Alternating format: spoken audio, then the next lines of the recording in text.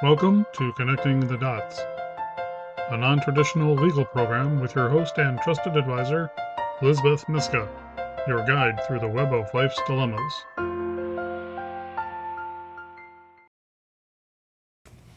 Welcome to another edition of Connecting the Dots. I'm your host, Liz Myska, and today I have the distinct pleasure of having Debbie Edelstein from the Native Plant Trust, formerly known as Garden in the Woods, in Framingham, Massachusetts. Welcome, Debbie.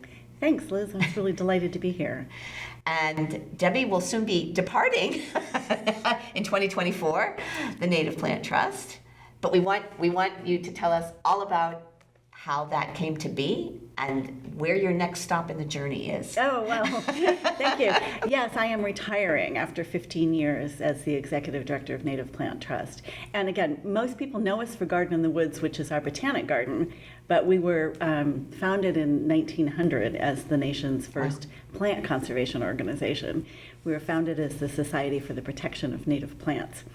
And we've had 5 names. This is Native Plant Trust is our latest name. We were previously New England Wildflower Society, which is I think what many people know us as. So we're actually a 6-state organization, and we had our headquarters in Framingham until a month ago when we moved our headquarters to rented office space in Wayland so that we could do some reconfiguration at the garden. I'm just curious. I'm just going to leap on six states. You said. Yep. So is it the New England region? It is. It's the whole New England region. So our conservation programs work in every single state in New England, and our education programs are offered throughout New England and also online. So throughout the country, actually, and we have sanctuaries in 4 states.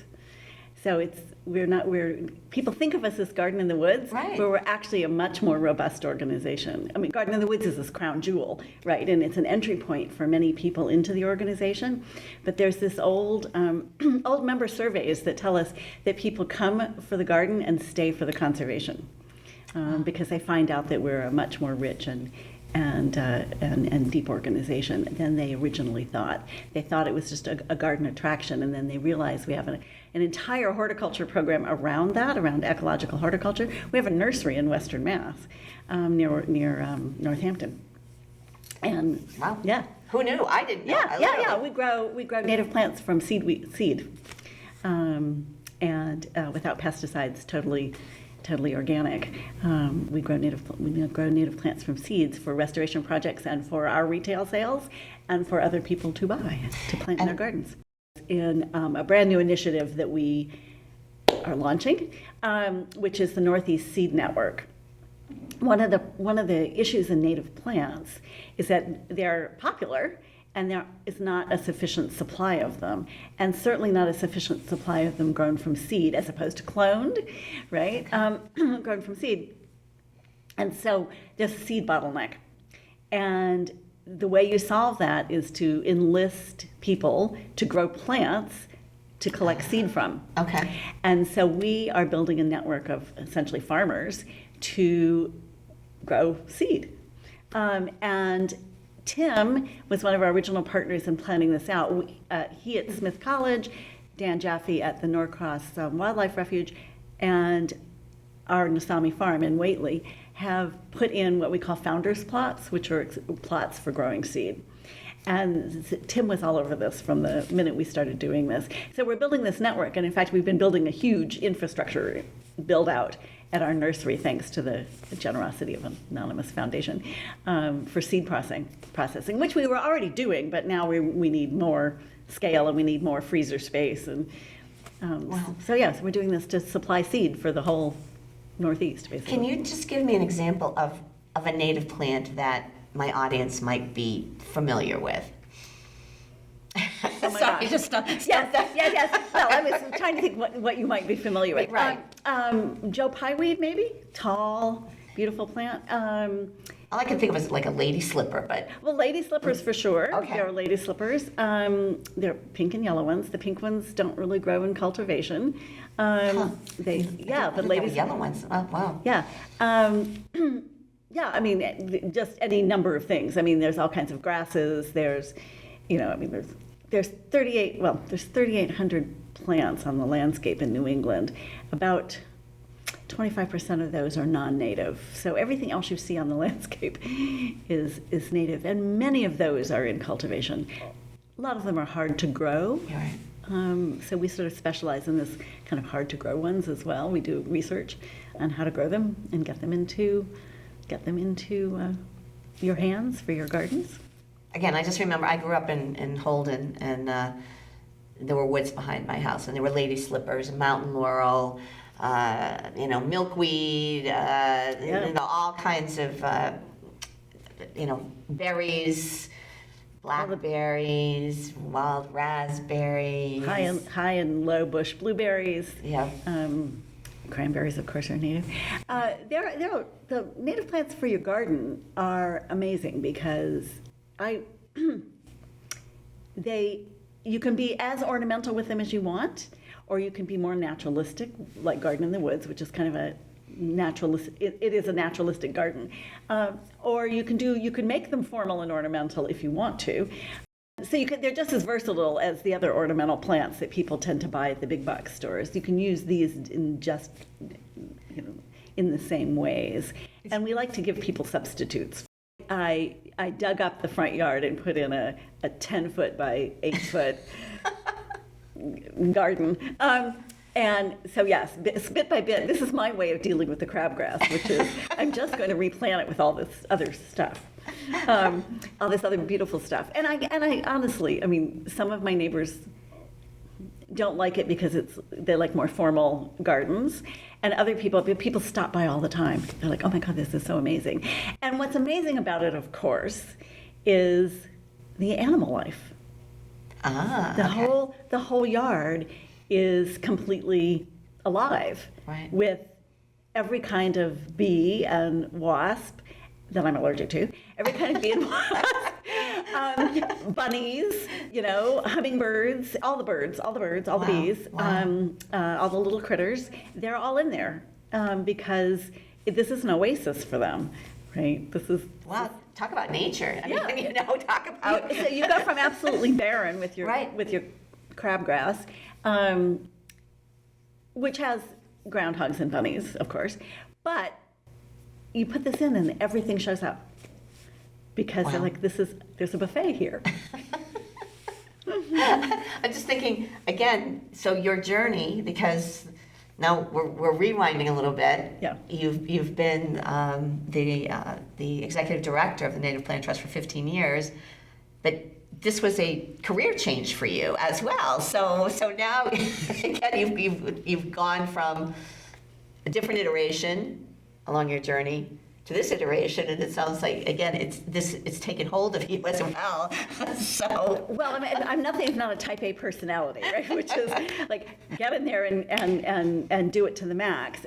When I started hanging out in the plant sales area at Garden in the Woods, the staff just started laughing at me because I hadn't set foot there for 10 years. Like, who are you? Who are you? I want to see your picture on the website.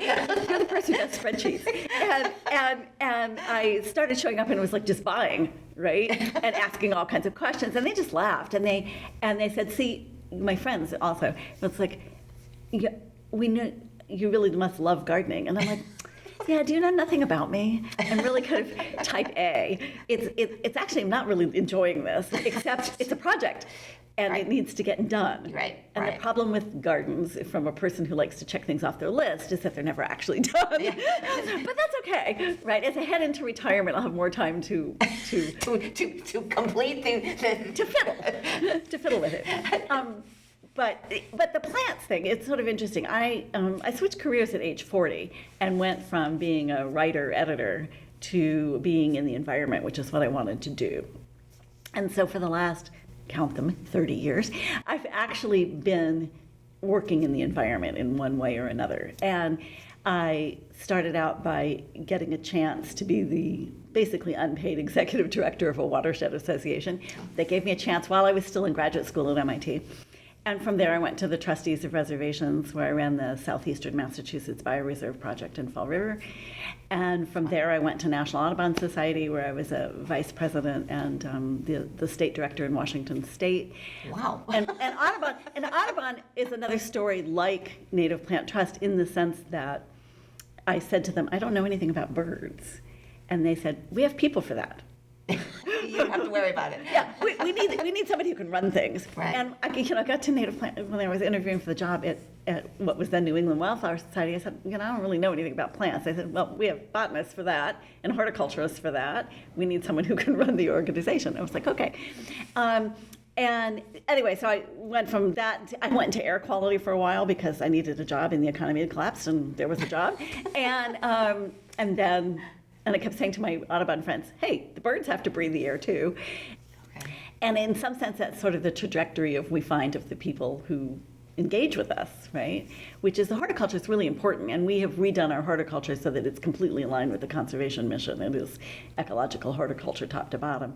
But it is the synergy between ecological conservation and ecological horticulture that's really important, and that means that we are all in our work as gardeners, as conservation people, focused on the two big issues facing us in the world, which is climate change and loss of biodiversity. Yeah. And there's overlap there. They're not the same thing, but there's overlap there, and you can tackle that in a number of ways.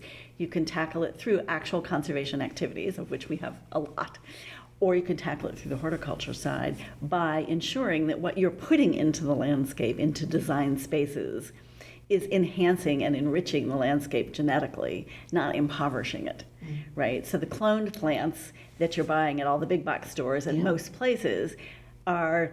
Anybody ever heard of the potato famine? I mean, you're putting in things that are genetically the same across the landscape. So a pest comes through, or a disease comes through, wipes them all out, and you're sort of impoverishing the landscape. Whereas if you do seed grown from a variety of sources, you're keeping the genetic diversity that's built into those seeds, and you're therefore kind of enriching the landscape as you plant, even in your own backyard.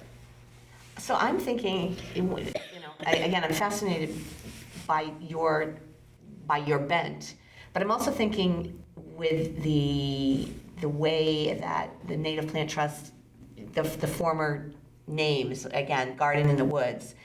When I hear the word garden, I think a formal garden, and I think, I want to go and look at it, And when I hear Native Plant Trust, I hear something very different than that. I hear stewardship and preservation and conservation. So I'm wondering, when you were Garden in the Woods and you had visitors, were people disappointed because they're like, this isn't a garden? So we're still Garden in the Woods. Yeah. It's one of our properties. Okay. Right. The organization never had that name. Okay. It's just the name for that particular property. Okay. People are not disappointed. I mean, it is a naturalistic. So when Will Curtis, who was the person who established Garden in the Woods in the 30s, he bought that property. He was a landscape architect. He wanted to learn how to grow plants. He wanted to know their likes and their dislikes. He thought of himself as a conservation person. He literally said about Garden in the Woods, which is this, it's on an esker and steep-sided slopes into valleys, and there's a stream that runs through it, and there's a pond.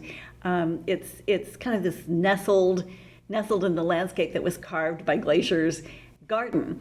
And he said that he wanted to paint a picture of the landscape as nature intended it.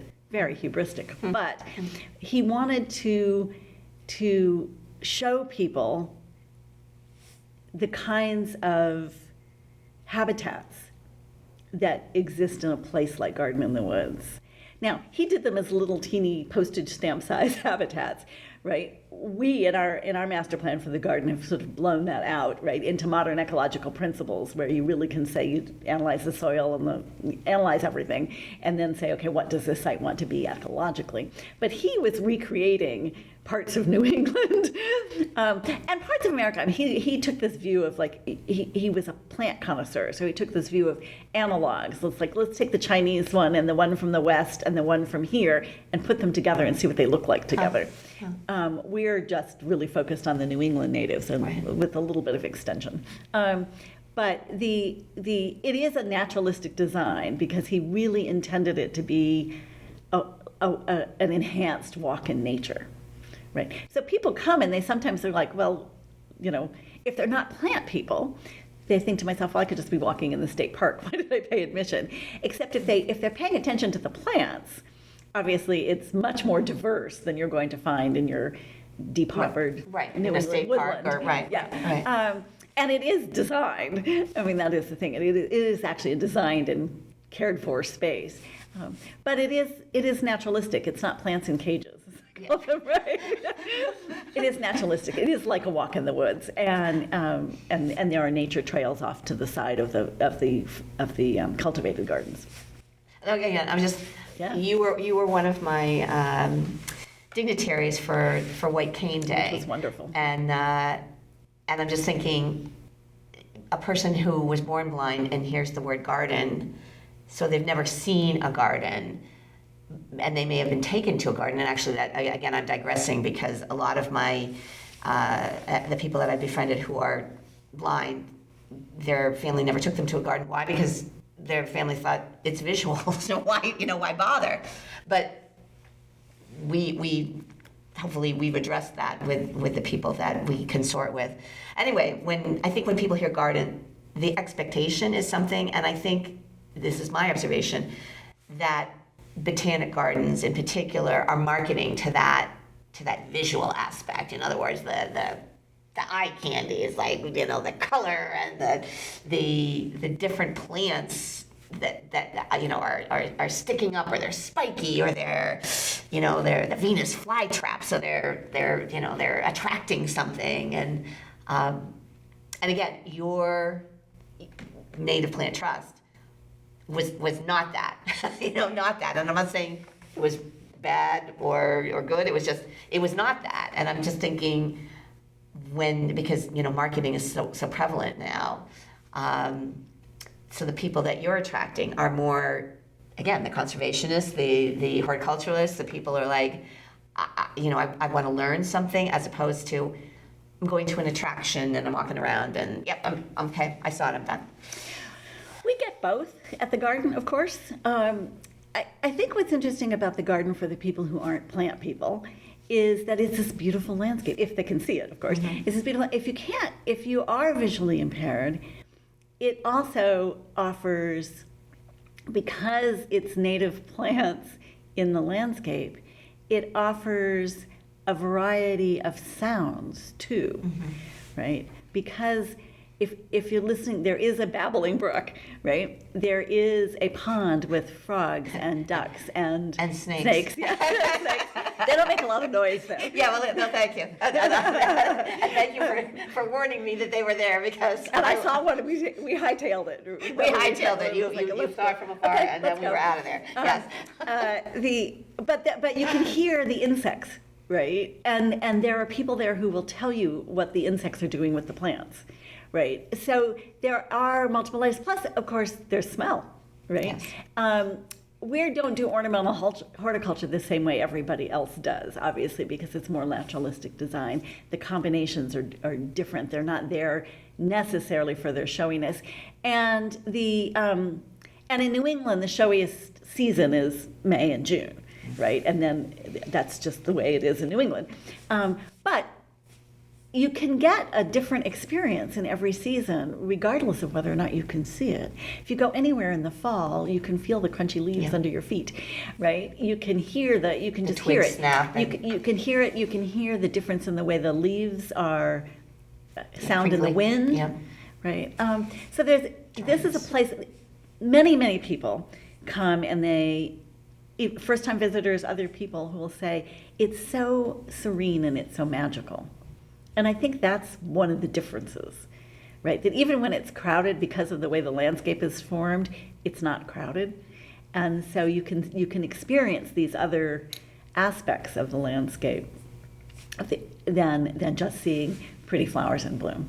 Which in New England you're not going to see all for that long. Right, exactly. Right? We do have different stages. Obviously the summer has flowers that are in bloom, and so does the fall. But you can tell the difference between the season where it's flowers and blooms and it's berries. Would you say that that people do their research before they go? Because again, I think now that I am less sighted, I would want to research like what would be there for me. But do you think the average visitor, your average visitor, does that research? They're just like, oh, I've heard about this, and Thursday's going to be a nice day, so I think I'll go. I think for the first time visitors, it's exactly that. Oh, I've heard about this. Let's go. Yeah. And they are surprised, I guess, when they get there. Some of them. Well, not. because you're in there's like this subdivision of the subdivision mega houses, and yes, that's like where is this place? With all these ranch houses. The subdivision grew up around us. That's been there since the 30s. The subdivision is later than that. It was rural when Will Curtis bought it. But the garden, of course, is an entry point for people. In the end, what people want from us, the ones who engage with us over a long period of time, is that conservation message, is that ecological message, because that is really the bulk of our work. I mean, we offer 200 educational programs a year, and we have tracks that are field botany and horticulture and design and art and nature. I mean, we have various tracks on all of this, and we do them in person and online. People want to learn more about whatever they're engaged with. Right. And when they get to a place like the garden, or they get to one of our sanctuaries, they are getting some messaging from us, right, about the importance of native plants in the landscape, and their role in making for healthy, biologically diverse landscapes. And that's our message, regardless of whether we're talking about education or we're talking about horticulture or whether we're talking about conservation, which is, this is all part of making the planet healthy. Right. And we encourage people to use native plants and to start substituting, adding more native plants to their gardens, for instance. We're not saying rip out your peonies, right? Your peonies aren't doing any harm, and they're beautiful, right? They're not doing any harm, they're just not doing any good, right? And you can add things to it that will feed the wildlife around there. And that's really part of it. I mean, we have pollinators in steep decline worldwide, right? We need pollinators. We need pollinators to keep plant life going. They're synergistic. And so you need to plant the plants that will help them survive. And that's really, it's a food chain, right? And the plants are the base of the food chain that leads to your dinner table. Yep, right. Right, and so this is important to human beings and all connected. And animal life. Right, and it means that as a conservation organization, we do research and we do actual work in the field. And I'm proud that in the time I've been there, we've published 4 books and 2 major reports. And we're an organization with 30 people.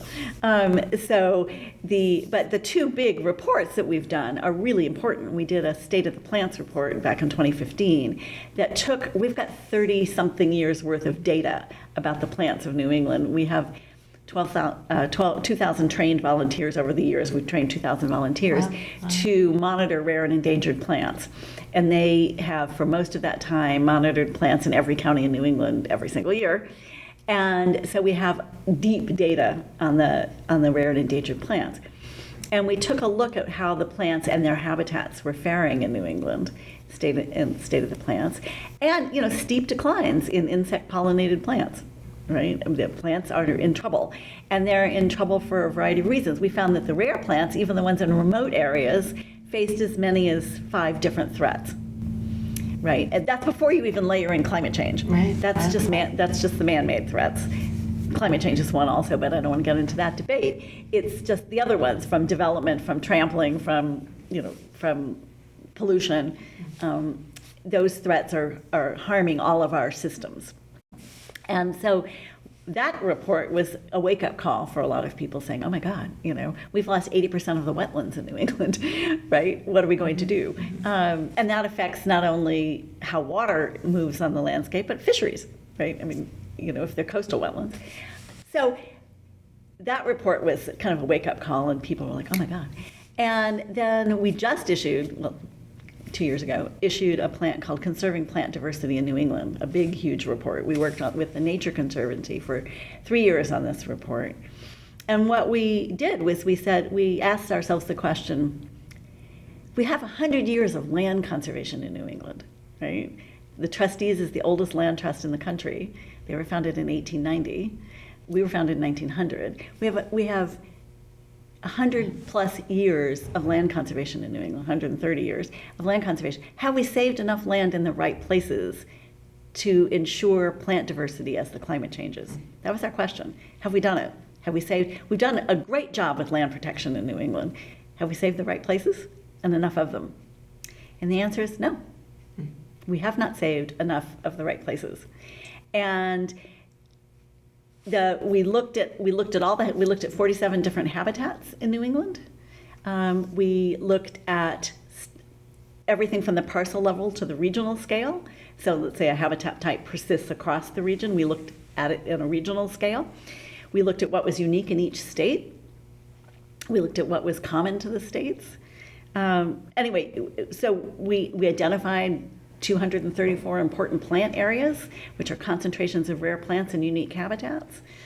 And we said, okay, we can tell you how to prioritize land protection in New England to save plant diversity, which is the basis for all biodiversity. Plant diversity is the basis for all biodiversity. So we have this report and a mapping tool that literally says, protect this.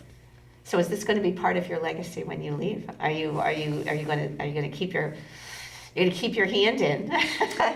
Well, my job is to go away, of course. Am I going to keep my hand in? I can't imagine that I'm going to walk away from conservation. So I'm going to obviously take a break and lie in bed and read novels for 6 months or something. And ride my bike. And you know, I will always care about conservation. It's really sort of who I am. I mean, when I applied to graduate school at MIT for my 40th birthday, I told them I wanted to save the planet, you know, save the whales, save the planet. And that's still my, you know, sometime during the Reagan years, I decided that the whole point of being a person on Earth was to leave it better than you found it. Right. And to take care of people, critters, whatever, that can't speak for themselves, right? This was all that stuff about the truly needy, which just got me hot under the collar. So I was like, no, right? These are people who need help. They're not, don't demonize them. And I felt that way. It's like, that's our job. Our job is to be stewards of everything and to make it better than we found it. And I'm not giving that up. And don't. That's what I would say. I would advise, don't do that. I just don't know what form it's going to take. Right now, I don't want any. I love my job, but I remember my father telling me when he retired the second time that he was done with work, and I kind of get that now. I didn't get it then. So for initially, I don't want to do anything that feels like work. But yes, I will continue to be, you know, active in some way in saving the planet. Well, thank you for being so passionate about it and finding your passion and being on the journey. And thank you for gracing us with your presence today. Well, this has been fun. And now I need to wrap it up. Yes, exactly. So please join me for another edition of Connecting the Dots.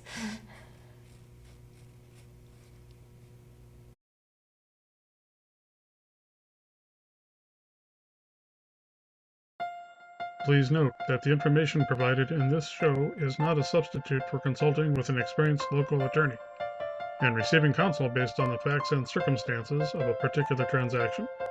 To contact Lizbeth, email her at lizbeth@elizabethlmyska.com or call her office at 508-753-7681.